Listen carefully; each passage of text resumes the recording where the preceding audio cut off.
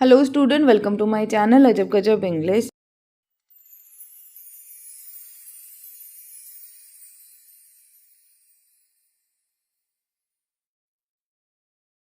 आज है डे 61 और आज हम डिस्कस करने जा रहे हैं जो हमारे सीबीएसई क्लास 10th इंग्लिश की बुक है फर्स्ट फ्लाइट। उसमें जितने भी चैप्टर्स हैं ना उन सभी की समरी जो है हम एक वीडियो में डिस्कस करने जा रहे हैं। इससे आपकी रिवीजन हो जाएगी। तो चलिए सबसे पहले हम डिस्कस कर लेते हैं अ लेटर टू गॉड की समरी। तो ध्यान से समझना, इस पर्टिकुलर चैप्टर में जो मेन कैरेक्टर है वो कौन है? लेंचो है। ठीक है, लेंचो की क्रॉप जो है, मकई की क्रॉप्स है, वो क्या हो गई है? पूरी तरह से बर्बाद हो गई है ड्यू टू हेलस्टोन। ठीक है, हेलस्टोन की वजह से जो लेंचो उसकी क्रॉप जो है वो बर्बाद हो गई है। तो उसे अब हेल्प चाहिए किसी ना किसी की, लेकिन उसे पता है कि मेरी यहाँ पर कोई मदद नहीं कर सकता है, बल्कि एक ही है जो मेरी मदद कर सकता है, और वो कौन है? गॉड है। और उनको भगवान पे पूरा भरोसा होता है कि ईश्वर जो है वो मेरी मदद जरूर करेंगे। और इसकी वजह से वो क्या करता है, एक लेटर लिखता है गॉड को और उन्हें कहता है कि आप मुझे 100 पैसों जो है वो भेज दो। इससे क्या होगा, 1 साल तक मैं अपने घर वालों का पालन पोषण भी कर लूँगा, साथ में ही क्या करूँगा, मैं दोबारा से अपनी खेत जो है वो बीज लूँगा। ठीक है, अब देखो वो लेटर को क्या करता है, पोस्ट कर देता है। अब वहाँ पर जो पोस्ट मास्टर होता है और पोस्ट ऑफिस के जितने एम्प्लॉय होते हैं वो लेटर को देखते हैं। ठीक है, पहले तो वो हंस रहे होते हैं क्योंकि उन्हें लगता है यार ये लेटर हमने कहाँ पे भेजना है। ठीक है, गॉड का एड्रेस तो हमें पता ही नहीं है। तो ऐसी सिचुएशन बन जाती है, लेकिन वो फिर सीरियस हो जाते हैं। ठीक है, और ये सोचते हैं कि कितना मतलब कि एक्सट्रीम फेथ है। ठीक है ना, कि एक इंसान जो है वो गॉड से बात कर रहा है। ठीक है, तो जो पोस्ट मास्टर होता है वो ये डिसाइड करता है कि इसका जो भरोसा है भगवान पर वो हमने टूटने नहीं देना है। ठीक है, और वो क्या करता है, लेटर को ओपन करता है, उसके बाद अपने सभी फ्रेंड्स को और अपने जो एम्प्लॉय हैं पोस्ट ऑफिस को सभी को रिक्वेस्ट करता है यार कि चैरिटी के नाम पे ही कुछ पैसे दे दो। और वो लोग जो है वो कितने पैसे इकट्ठे कर पाते हैं, 70 पीसोस जो है वो इकट्ठा कर पाते हैं। और 70 पीसोस को वो क्या करते हैं, एक इन्वेलप में डाल देते हैं और लेंचो को दे देते हैं। जब लेंचो जो है इन्वेलप को खोलता है तो उसे मतलब कोई सरप्राइज़ नहीं होता, अरे पैसे आ गए, क्योंकि उसे बहुत ज़्यादा भरोसा था ईश्वर पे कि जो गॉड है उसकी मदद जरूर करेंगे। ठीक है, लेकिन जब वो पैसे को काउंट करता है तो बहुत ज़्यादा गुस्सा हो जाता है क्योंकि उसमें क्या होते हैं, सिर्फ 70 पीसेस होते हैं। ठीक है, तो वो एक और लेटर लिखता है गॉड को और उसमें क्या कहता है कि मुझे सिर्फ 70 पीसेस ही मिले हैं, जो रिमेनिंग पैसे हैं वो भी आप मुझे भेज दीजिए, लेकिन आप क्या करना, मतलब कि किसी और मीडियम से मुझे पैसे भेजना, क्योंकि जो पोस्ट ऑफिस के एम्प्लॉय हैं ये सारे क्या हैं, बंच ऑफ क्रुक्स हैं। मतलब क्या, उसे ये लगता है कि गॉड ने तो मुझे 100 पैसों से भेजे थे, जो थोड़े 30 पैसों थे। ठीक है, वो किसने ले लिए थे, जो ऑफिस पोस्ट ऑफिस के एम्प्लॉयज़ हैं उन्होंने ले लिए हैं। इस वजह से उन सभी को ये क्या कहता है, बंच ऑफ क्रुक। तो यही है पूरा लेटर टू गॉड में। यहाँ पर एक ही चीज़ दिखाई जाती है बच्चे, एक्सट्रीम फेथ। ठीक है, और इसमें से लॉन्ग क्वेश्चन आने के बहुत चांसेस हैं कि जो एक्सट्रीम फेथ है लेंचो का, ठीक है, इसी पे मेन क्वेश्चन बनता होता है। आई होप कि ये चैप्टर आपको अच्छे से समझ आ गया होगा। अब देख लेते हैं Nelson Mandela a long walk to freedom. यहाँ पर क्या बताया जाता है, 10th मई का दिन है। 10th मई के दिन इनॉग्रेशन सेरेमनी है, क्योंकि अभी साउथ अफ्रीका में, ठीक है, नॉन रेशियल गवर्नमेंट जो है वो फॉर्म हुई है। ठीक है, अब नेल्सन मंडेला जी हैं जो जाते हैं स्टेज पर। ठीक है, उसके बाद पहले तो ओथ लेते हैं। ठीक है, उसके बाद स्पीच देते हैं। ठीक है, और वो कहते हैं कि हम अपने जो नेशन है, ठीक है, उसमें से जितनी भी बुराइयां हैं सभी को ख़त्म कर देंगे। ठीक है, फिर क्या होता है, जो जेट्स है, हेलीकॉप्टर्स हैं, वो अपना शो दिखाते हैं। ठीक है, उसके बाद 2 जो नेशनल एंथम सॉन्ग है, एक वाइट का एक ब्लैक का, वो गाया जाता है। ठीक है, नेक्स्ट देखो फिर आगे क्या कहा जाता है कि नेल्सन मंडेला जो है याद करते हैं, थैंक यू बोलते हैं उन सभी लोगों को जिन्होंने अपनी लाइफ जो है वो सेक्रीफाइस कर दी थी फ्रीडम के लिए। ठीक है, फिर वो सैल्यूट करते हैं, ये सारे नेम्स भी लेते हैं कि ये लोग जो थे वो ऐसे लोग थे जो दोबारा शायद हमारी धरती पे पैदा नहीं हो सकते हैं, ये लोग बहुत ही ज़्यादा महान लोग थे। ठीक है, उसके बाद क्या कहता है कि कोई भी कंट्री जो है ना, कोई भी जगह जो है वो रिच होती है because of its people, not because of the minerals only. ठीक है, और वो क्या कहते हैं, साउथ अफ्रीका को हम ऐसा बनाएंगे जहां हर कोई खुशी से रहेगा, उसको इक्वल राइट्स मिलेंगे। ठीक है ना, उसके बाद क्या कहता है कि कोई भी इंसान, ठीक है, कोई भी इंसान जो है उसे प्यार करना सिखाना नहीं पड़ता, वो नेचुरली किसी को प्यार कर सकता है। मतलब क्या, वो सिर्फ ये कहना चाहते हैं कि हमें नफरत नहीं करनी चाहिए किसी भी इंसान से। ठीक है, उसके बाद वो आगे क्या कहते हैं कि हर इंसान को बैलेंस बना के चलना चाहिए अपनी फैमिली और अपनी सोसाइटी की तरफ, क्योंकि दोनों तक की तरफ हमारे कुछ मतलब कह सकते हो आप, कुछ हमारी आप ये कह सकते हो ड्यूटीज़ होती हैं। ठीक है, कि हमने फैमिली का भी ध्यान रखना है और अपनी सोसाइटी का भी ध्यान रखना है। फिर आगे क्या कहा जाता है, नेल्सन मंडेला जो कहते हैं जो फ्रीडम है, वर्ड फ्रीडम है, ठीक है, उसके डिफरेंट डिफरेंट मीनिंग्स हैं। पहले वो क्या कहते हैं, एक बच्चा होता है उसको क्या लगता है मैं आराम से खेल सकूँ, ठीक है, वो मेरे लिए फ्रीडम है, ठीक है। एक एडल्ट है उसको ये लगता है कि मैं अपनी मर्जी से जो भी करना चाहूँ वो करूँ, ठीक है, वो उसके लिए फ्रीडम है, ठीक है। लेकिन रियल फ्रीडम का मतलब क्या होता है, इक्वल राइट फॉर एवरीवन। जैसे जैसे नेल्सन मंडेला बड़े होते गए उन्हें ये बात समझ में आ गई। उसके बाद क्या होता है, वो क्या ज्वाइन करते हैं, अफ्रीकन नेशनल कांग्रेस ज्वाइन करते हैं और बहुत ज़्यादा फाइट करते हैं अपने नेशन की फ्रीडम के लिए, इंडिपेंडेंस के लिए। और फाइनली जो है क्या होता है, इनका जो साउथ अफ्रीका है वो एक नॉन रेशियल गवर्नमेंट बन जाता है। आई होप कि आपको समझ आ गया होगा। अब आ जाओ थर्ड चैप्टर पे। थर्ड चैप्टर के हमारे दो पार्ट हैं, ठीक है। एक तो है आपका फर्स्ट फ्लाइट, ठीक है, और दूसरा कौन सा है, ब्लैक एरोप्लेन। तो फर्स्ट फ्लाइट जो है वो किसकी स्टोरी है, सिगल की स्टोरी है। सिगल जो है, सिगल के परिवार में 6 मेंबर हैं और यंग सिगल जो है उसे डर लगता है किससे, उड़ने से, अफ्रेड ऑफ फ्लाइंग, ठीक है। तो उसकी फैमिली जो है उसे छोड़कर अकेले चली जाती है। वो रोता रहता है क्योंकि उसे भूख लगी है, बट कोई भी इसकी तरफ ध्यान नहीं देता है, ठीक है, क्योंकि हर कोई यही चाहता है कि यंग सिगल, क्योंकि बीइंग अ बर्ड जो है ना, फ्लाई करना बहुत ज़्यादा ज़रूरी है, ठीक है। तो उसकी जो मदर होती हैं वो उसे टेम्पटेशंस के थ्रू कहीं ना कहीं हेल्प करती हैं कि वो फ्लाई कर पाए, ठीक है। उसकी मम्मी जो होती हैं एक अपने चोंच में फ़िश लेकर आती हैं और उसके पास आ जाती हैं और वहाँ से फिर भाग जाती हैं, फिर आती हैं, फिर भाग जाती है। थर्ड टाइम जो ये मतलब हमारा यंग सिगल होता है वो डाइव कर जाता है टू कैच अ फिश, ठीक है। और वो क्या देखता है कि उसके जो विंग्स हैं वो खुल गए हैं और वो आराम से उड़ पा रहा है, ठीक है। और अब ये भूल जाता है जो यंग सिगल है कि अरे मुझे उड़ना नहीं आता है, क्योंकि अब उसे डर नहीं लग रहा होता और जितनी भी फैमिली है वो उसे सपोर्ट करने लग जाती है। तो यहाँ पर सिर्फ यही चीज़ दिखाया जा रहा है कि किस तरीके से, ठीक है, किस तरीके से जो यंग सिगल है उसने अपनी फर्स्ट फ्लाइट ली, ठीक है, किस तरीके से उसे डर लगता था और आज उसे उड़ने में बिल्कुल भी डर नहीं लगता है। I hope it is clear. अब देखो नेक्स्ट जो हमारा चैप्टर है वो है ब्लैक एरोप्लेन, ठीक है, ये सेकंड पार्ट है, ठीक है, 2 स्टोरीज अबाउट फ्लाइंग के बारे में, ठीक है। तो सेकंड पार्ट जो ब्लैक एरोप्लेन है उसमें हमें क्या बताया जाता है, देखो कि जो हमारे ऑथर हैं, ठीक है, ऑथर के दिल में एक इच्छा जागती है कि सुबह का ब्रेकफास्ट मैं अपनी फैमिली के साथ करूँ, ठीक है।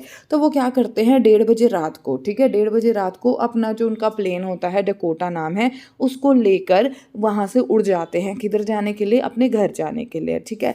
वो क्या कहता है 150 किलोमीटर, मतलब क्या 150 किलोमीटर वो अवे आ जाते हैं, कहाँ से, पेरिस से। तो क्या होता है ऊपर मतलब आसमान में जो है क्लाउड स्टॉर्म जो है वो अपीयर हो जाते हैं, ठीक है। लेकिन जो ये हमारे ऑथर हैं वो ये डिसाइड करते हैं अरे मैं रिस्क लूँगा, मैं तो अपने घर जाऊँगा ही जाऊँगा, ठीक है। और ऐसा रिस्की डिसीजन लेकर वो कहाँ घुस जाते हैं, इस स्टॉर्म के अंदर घुस जाते हैं, ठीक है। और वो अपना रास्ता जो है वो गुम कर जाते हैं, मतलब वो अपना रास्ता खो देते हैं। जितने भी इंस्ट्रूमेंट होते हैं एक मतलब प्लेन में वो सारे ही काम करना बंद कर देते हैं, ठीक है। लेकिन अचानक से क्या होता है, एक ब्लैक कलर का एरोप्लेन जो है सामने में दिखाई देता है उनको और उनको इंस्ट्रक्ट करता है कि तू मुझे फॉलो कर, ठीक है। हाफ एन आवर तक वो फ्लाई करते रहते हैं और फाइनली जो है वो सेफली रनवे पे लैंड कर जाते हैं, ठीक है। वो कंट्रोल रूम में जाते हैं ताकि मैं जो ये ब्लैक एरोप्लेन है उसका जो पायलट है उसे जाके थैंक यू बोलूँ। तो उनको बड़ा ही ज़्यादा सरप्राइज़ लगता है क्योंकि जो कंट्रोल रूम में जो लेडी बैठी होती है वो ये कहती है अरे कोई तो वहाँ पर ब्लैक एरोप्लेन था ही नहीं, तेरा दिमाग ख़राब हो गया है, ठीक है। तो यहाँ पर क्या है, a miracle with no explanation. अब जो हमारे ऑथर हैं उनको ये समझ में ही नहीं आ रहा होता है कि मुझे किसने बचाया, ठीक है। तो अब आप भी यहाँ पर सोचो कि उसे किसने बचाया होगा। ओके, आई होप कि आपको ये चैप्टर अच्छे से समझ आ गया होगा। नेक्स्ट चैप्टर देख लीजिए, from the diary of Anne Frank. From the diary of Anne Frank में क्या बताया जाता है, एनी फ्रैंक के बारे में बताया जाता है कि एनी फ्रैंक जो है वो हॉलैंड में रहती थी, ठीक है। उसके मम्मी पापा जो हैं उसे और उसकी बहन को उसकी ग्रैंड मदर के पास छोड़कर चले गए थे, ठीक है। और जो ये है एनी फ्रैंक, उसको जब वो 13 साल की हुई तो उसे एक डायरी मिली थी गिफ्ट में। उसका नाम उसने क्या रखा था, किटी रखा था, ठीक है। और उसमें वो लिखा करती थी जो भी आसपास में होती थी, ठीक है। और क्या कहती है, उसकी डायरी से हमें ये पता लगता है कि वो बहुत अपनी ज़्यादा क्लोज थी अपनी ग्रैंड मदर के, ठीक है। जब उसकी ग्रैंड मदर की डेथ हो जाती है वो उसे बहुत ज़्यादा मिस करती होती है, ठीक है। और उसकी डायरी से हमें ये भी पता लगता है कि किस तरीके से, ठीक है, ये लोग जब हाइडिंग में रहते थे तो किस तरीके से ये लोग सर्वाइव करते थे, कब, जब हिटलर जो है उसने अटैक कर दिया था, ठीक है ना। उसकी डायरी से हमें ये भी पता लगता है कि हर टीचर उसे प्यार करता था, बट मिस्टर कीजिंग जो थे वो उसे बिल्कुल प्यार नहीं करते थे। वो इस वजह से उसे प्यार नहीं करते थे क्योंकि वो बहुत ज़्यादा क्लास में बोलती थी। फिर उसका देखो रिजल्ट क्या होता है कि मिस्टर कीजिंग उसे पनिशमेंट देते हैं, ठीक है, एक्स्ट्रा होमवर्क करने का। उसे ऐसे देते हैं, एक बार ऐसे देते हैं वो लिख के ले आती है, दूसरी बार ऐसे देते हैं फिर वो लिख के ले आती है, तीसरी बार उसे ऐसे देते हैं, ठीक है ना। वो टॉपिक क्या होता है, quack quack quack sad Mrs chatterbox, ठीक है। तो इस टाइम वो क्या करती है, एक पोएम लिख कर लेकर आती है with the help of her friend, ठीक है। तो जब वो पोएम जो है वो पढ़ते हैं मिस्टर कीजिंग, तो वो बहुत ज़्यादा मतलब कि मतलब ह्यूमिलेट फील करते हैं। उन्हें लगता है कि यार शायद मैं गलत कर रहा हूँ इस बच्ची के साथ, ठीक है। तो इस दिन के बाद वो उसे बोलता है ठीक है तुझे क्लास में बोलना है ना तो बोलती रहे। वो दोबारा उसको कभी नहीं टोकते हैं। आई होप कि समझ आ गया होगा। नेक्स्ट देखो, नेक्स्ट है हमारा ग्लिम्पसेस ऑफ इंडिया। आपको पता है ग्लिम्पसेस ऑफ इंडिया के 3 पार्ट हैं, अ बेकर फ्रॉम गोवा, कूरग, ठीक है, और तीसरा जो है वो आपका है टी फ्रॉम असम। तो सबसे पहले हम देख लेते हैं अ बेकर फ्रॉम गोवा। देखो क्या बताया जाता है कि गोवा में, ठीक है, जो ब्रेड्स हैं वो बहुत ज़्यादा पॉपुलर थे, ठीक है। आज ब्रेड के यूज़ जो है वो कम हो गए, लेकिन जो ब्रेड के मेकर हैं अभी भी गोवा में रहते हैं।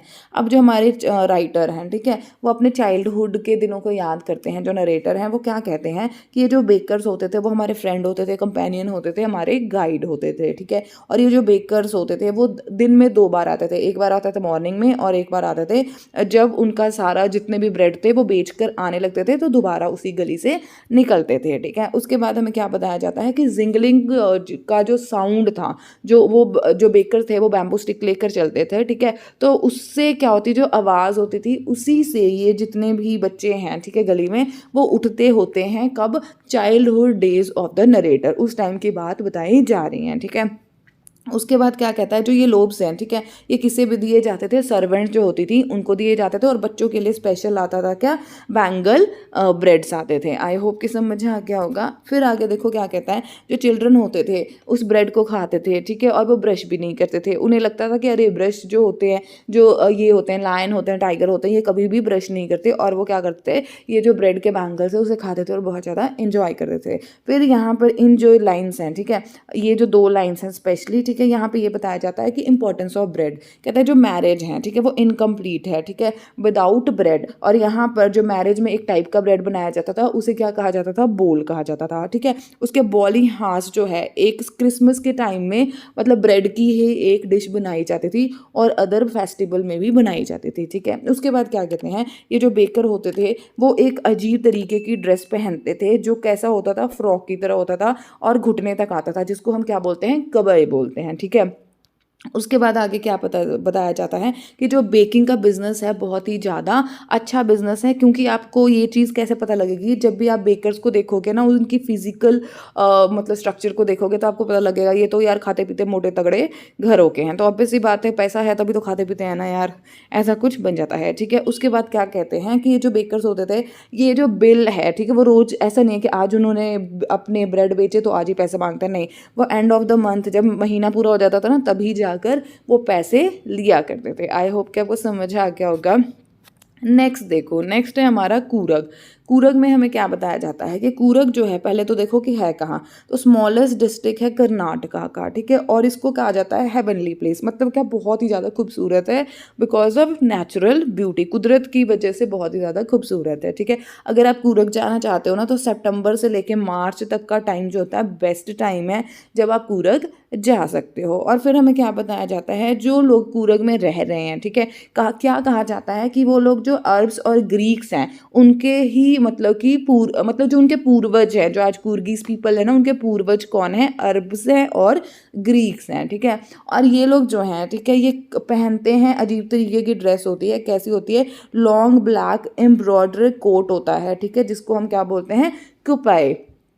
आई होप कि आपको समझ आ रहा होगा। फिर आगे क्या बताया जाता है कि कूरग की जो रेजिमेंट है वो सबसे ज़्यादा डेकोरेटेड रेजिमेंट है इन इंडियन आर्मी। और कूर्गीज ही एक ऐसे लोग हैं जिनको जो वेपन्स हैं ना, स्पेशली मतलब कि जो पिस्टल्स वगैरह हो गए, वो बिना लाइसेंस के वो रख सकते हैं। सिर्फ कूरग के लोगों को ही इस चीज़ की परमिशन दी जाती है। फिर देखो आगे हमें बताया जाता है नेचर के बारे में कि कावेरी नदी जो है वो कूरग में ही बहती है, ठीक है, और वैरायटी हो, प्लांट, वर्ड, एनिमल आप देख सकते हो अगर आप कूर्ग में जाते हो, ठीक है। और आप वहाँ पे आपको बहुत सारे एडवेंचरस स्पोर्ट्स भी करने को मिल जाएंगे, जैसे आपका रिवर राफ्टिंग हो गया, ठीक है, ये इस तरीके बनाना राइडिंग हो गया, बहुत सारी होती हैं। आप वहाँ जाकर जो एडवेंचरस स्पोर्ट्स हैं, ठीक है, उनको कर सकते हो, ठीक है। उसके बाद क्या कहता है, जो तिब्बतियन मॉन्क्स हैं, ठीक है, वो भी वहाँ पर आपको दिखाई देंगे।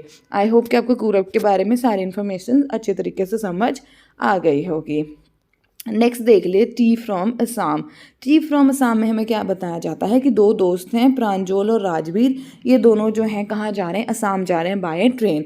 राजवीर जो है वो बाहर देख रहा है, ठीक है, ट्रेन से, खिड़की से, और वो क्या देख रहा है, ब्यूटीफुल सीनरीज को देख रहा है। वो देख रहा है हर तरफ हरियाली ही हरियाली है। फिर हमें बताया जाता है कि असम जो है वो क्या है, टी प्लांटेशन में ना वर्ल्ड में सबसे ज़्यादा टी प्लांटेशन कहाँ होती हैं, असम में होती है, ठीक है। उसके बाद क्या कहा जाता है, जो चाइनीज़ थे उन्होंने डिस्कवर करी थी टी को।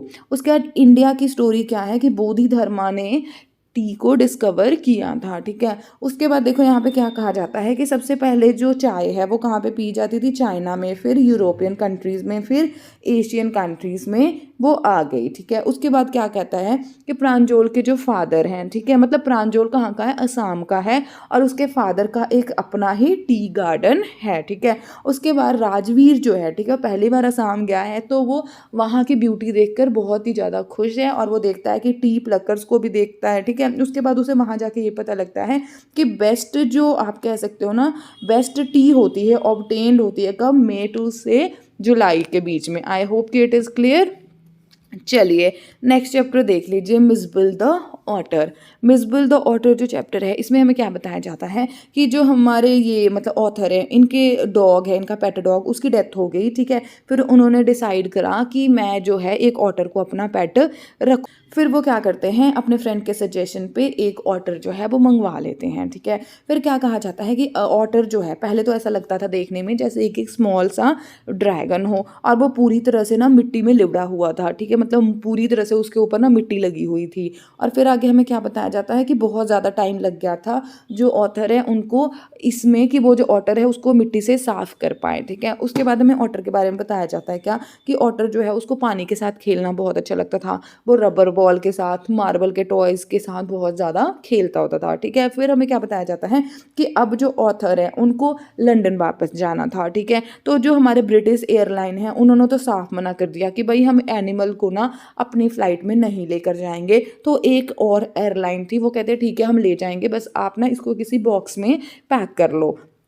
तो ऑथर क्या करते हैं, एक छोटा सा बॉक्स बनाते हैं, उसमें ऑटर को पैक कर लेते हैं, ठीक है। और ये लोग प्लेन में बैठ जाते हैं, लेकिन क्या होता है, ऑटर जो होता है बॉक्स से बाहर निकल जाता है, ठीक है, इधर उधर भाग जाता है। उसका रिजल्ट क्या होता है, जो पैसेंजर होते हैं वो डर जाते हैं, कई अपने सीट पे खड़े हो जाते हैं और चिल्लाना शुरू कर देते हैं। और फिर धीरे धीरे अब खुद ही जो ये ऑटर है वो कहाँ पर आ जाता है, ऑथर के पास आ जाता है। जब ये लोग लंदन पहुँच जाते हैं तो जो लोग हैं उन्हें समझ में नहीं आता होता कि कौन सा पेट है, ठीक है। तो वो बहुत अजीब अजीब से गेसेस करना शुरू करते हैं।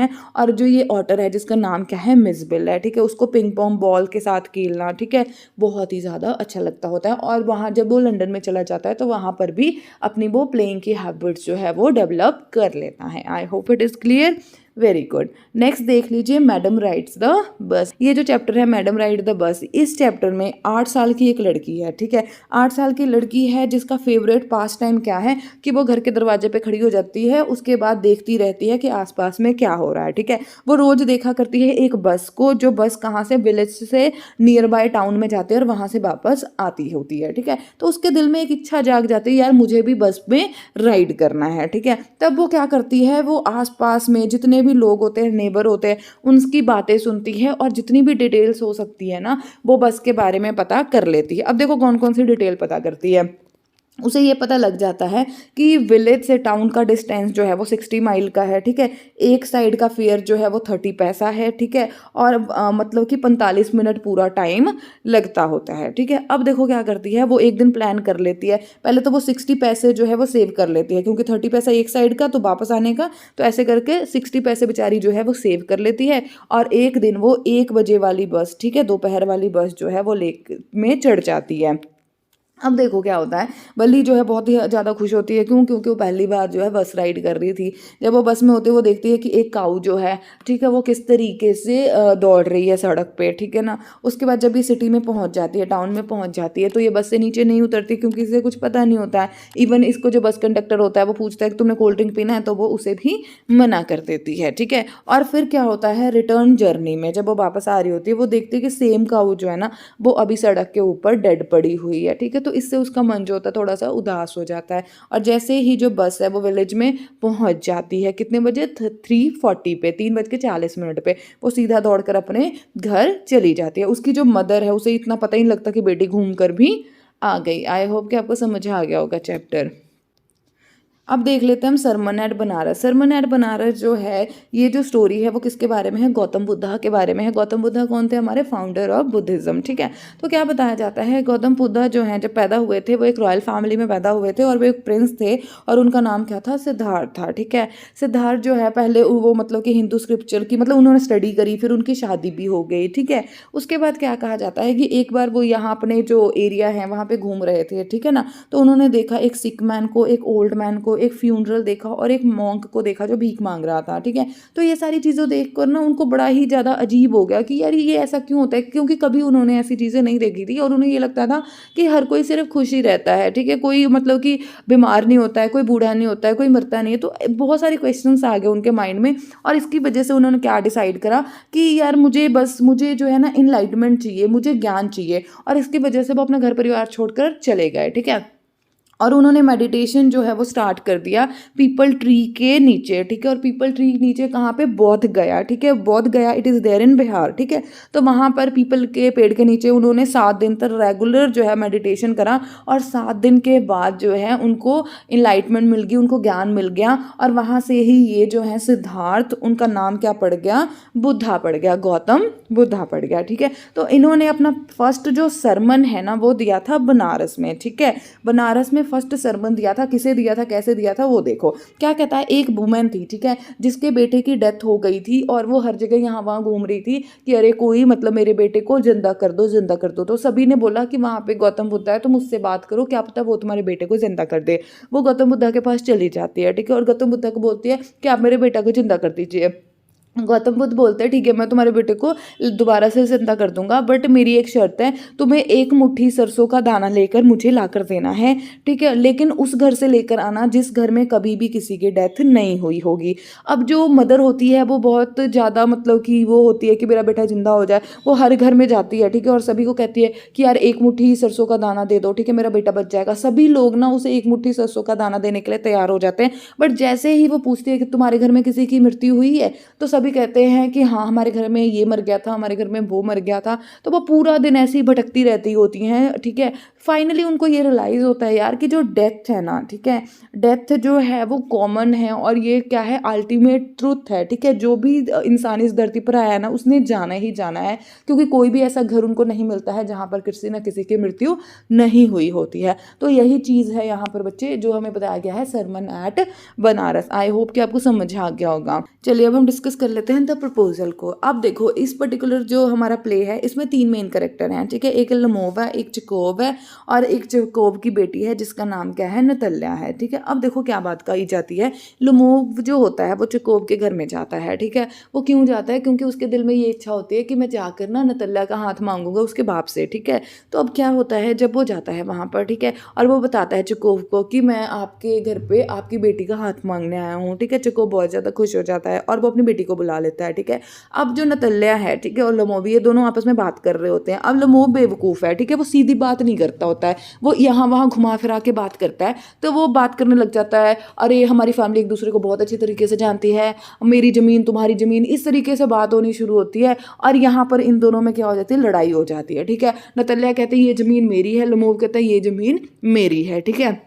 और ये जो लड़ाई है बहुत ज़्यादा बढ़ जाती है, ठीक है। दोनों एक दूसरे का खानदान जो है वो कहने लग जाते हैं, तू खराब, तेरी माँ खराब, तेरे बाप खराब, तेरा ये खराब। जैसे नॉर्मली हमारी लड़ाइयाँ देखते हो ना, मतलब कि थोड़ी सी लड़ाई और वो पूरे खानदान पे बढ़ जाती है, ऐसा ही हो जाता है। और वहाँ पे चकोब भी आ जाता है और चकोब भी अपनी बेटी की ही साइड लेता है, ठीक है। इन सभी चीज़ों से इरिटेट होकर लमोव जो वहाँ से भाग जाता है, ठीक है। कहता तुम लोग रहो, तुम सबके सब जो हो वो चोर हो, धोखेबाज हो, ठीक है। उसके बाद क्या होता है, चकोब जो है वो नतल्या को बताता है कि लमोव आया क्या करने था यहाँ पे। जब नतल्या को ये पता लगता है कि लोमोव जो है, ठीक है, वो मेरे लिए शादी का रिश्ता लेकर आया था, ठीक है, वो पागलों की तरह बिहेव करने लगती है और कहती है अरे उसे बुलाओ, मैं तो मर जाऊंगी, मैं तो मर जाऊंगी, ठीक है। लोमोव जो है दोबारा वापस आ जाता है। अब देखो फिर ये लोग फिर से इतने बेवकूफ़ होते हैं ना, अब उसे भी पता है कि वो मेरे से शादी किया, मतलब वो मुझसे शादी करना चाहता है, शादी का रिश्ता लेकर आता है। अब ये दोनों फिर से बातें करना शुरू करते हैं और फिर यहाँ पर स्यापा पड़ जाता है किसका, पेट डॉग का। वो नतल्या कहते मेरा कुत्ता अच्छा है, ठीक है, लमोव कहता मेरा कुत्ता अच्छा है। और इस तरीके से दोनों जो हैं वो लड़ना शुरू कर देते हैं, ठीक है। अब देखो क्या होता है, लमोव जो होता है वो अनकॉन्शियस हो जाता है, वो नीचे गिर जाता है, ठीक है। अब चकोब जो है वो भी पागलों की तरह बिहेव करने लगता है और जैसे ही वो देखता है कि थोड़ी बहुत, मतलब कि लमोव को थोड़ा बहुत होश आया, ठीक है, चकोब क्या करता है, लमोव का हाथ किसके हाथ में दे देता है, नतल्या के हाथ में देता है और कहता है तुम्हारी शादी होगी, तुम्हारी शादी होगी, ले आओ शैंपेन पीते हैं, this and that. I hope कि आपको ये चैप्टर अच्छे से समझ आ गया होगा। जितने भी आपके प्रोज थे फर्स्ट फ्लाइट बुक के, उन सभी की आपको एक शॉर्ट समरी मिल गई, एक रिवीजन मैंने करवा दी, ठीक है। डिटेल में तो मैंने ऑलरेडी डिस्कस कर ही रखा है, ठीक है। एक शॉर्ट समरी आज मैंने आपको दे दी। अगर लेक्चर अच्छा लगा होगा तो वीडियो को लाइक करना, वीडियो को शेयर करना और हमेशा की तरह आज भी एक ही बात कहूँगी, अगर तुम्हें लगे कि मेरे चैनल पे आके तुम्हारा टाइम वेस्ट नहीं हुआ, तुमने यहाँ से कुछ ना कुछ सीखा, तो मेरे चैनल को सब्सक्राइब करना बिल्कुल भी मत भूलना। मिलती हूँ आपको नेक्स्ट वीडियो में, तब तक के लिए bye bye, take care, have a good day.